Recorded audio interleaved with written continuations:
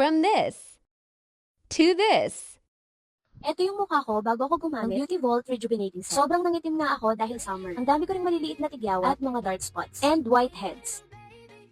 And after 3 days, namumula-mula na siya at meron na rin siyang konting pagbabala. Hindi siya masyadong mahapdi sa mukha. After 5 days, unti-unti ko na rin nakikita yung changes. And after a month, medyo glass skin na siya. But for me, okay na to. Kung nung unang mga gamit ko, everyday ako naglalagay. Ngayon, thrice a week na lang. Kung ayaw niyo mamula ng bongga yung mukha niyo, i-alternate niyo gamitin yung toner at night cream. And yung sunscreen, everyday talaga siya gagamitin. Grabe, sobrang ganda talaga ng sunscreen ng Beauty Vault. Ang bilis niya talaga makapagpag-glow ng skin. Pagkaubos ko nga nitong set, magpapalit na ako ng packaging na color. Yun talaga yung pang-maintenance ng Beauty Vault. Ito talaga yung rejuvenating set na hindi ka magsisisi. Dahil sobrang mild lang hindi siya mahapde, basta tama ang paggamit. Kapag gagamit nga rin pala ng toner, guys, padump-dump lang, wag mong kukuskusin. At sa night cream naman, konti-konti lang yung paglalagay. And yung sunscreen talaga ang kailangan damihan. Kaya sa mga gustong mag-glass skin dyan, guys, check nyo na sa yellow basket natin dahil naka 200 plus lang today. Check out now!